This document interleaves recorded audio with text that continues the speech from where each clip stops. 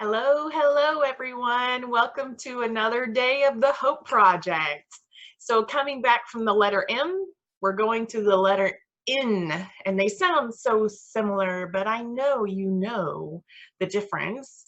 And if not, we're going to talk about the letter N and the word no. I know, it's a tough word, and some of us it's maybe even extra tough. Having been a person, and some people look at me and laugh, and those who know me by work are like, Jewel, this way? But I'm a pretty anxious person. I've always been one that worries about a lot and the what ifs, and I don't know, and I might upset somebody, so I'm not gonna say no. And I think I learned, sometimes sadly too slow, that maybe I should have said no a little bit more for my own self-care, and so that I can continue to do what I've been mentored to do, just like from last week, or sorry, not last week, just from yesterday in the M's. So what I want to talk about is some ways to say no without even saying no. So for instance, let's say that this guy right here, all right, he's a real bull and he's trying to bully me into something. Are you? He says he is. And so he's going to ask me some questions, and I'm going to figure out how to say no with a few of the options that I'm going to have right here. Okay? All right. So ask me a question. Can you make me dinner tonight? I shall not. But let's figure out what you can make. Okay. How about, are you going to ask me another question? He is. So I want to bully you into taking my responsibility at work. I want to say no. I think your idea is not compatible with me and my skills. I have some pretty cool skills, but not really that one. How about I want you to clean the whole house? I think not is another way to say no.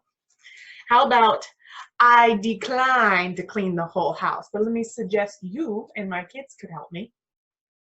Doesn't seem too supportive of that one. And here's the final one.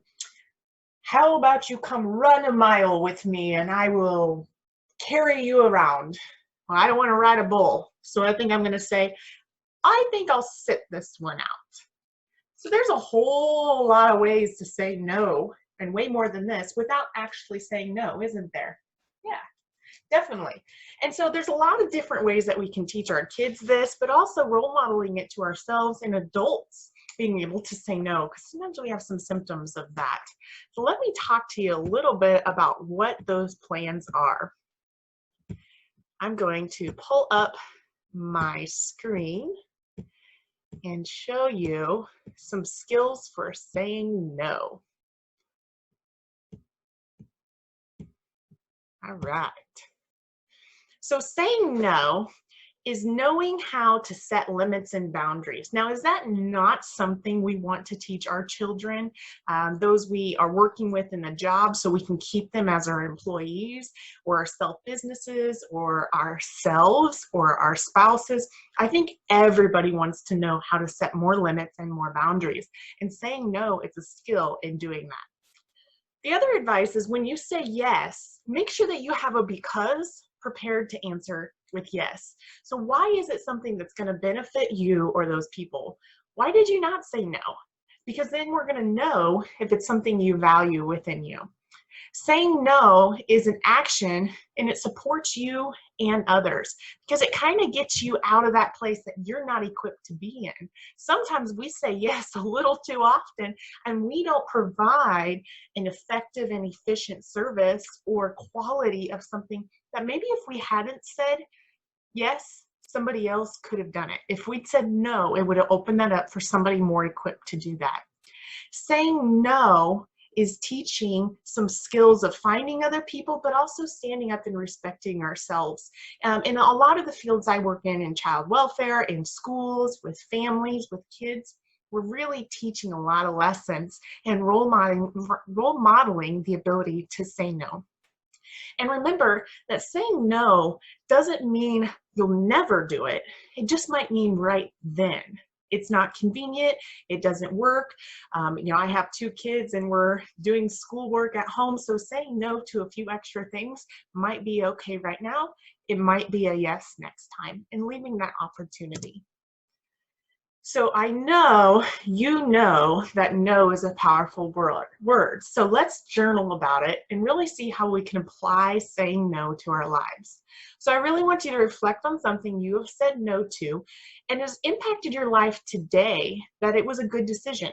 Maybe you'd be in a different situation if you hadn't said no, because I know you've done some pretty awesome things like that. And then go ahead and journal about something you felt you should have said no to, and write about what could have or maybe can be different if you say no.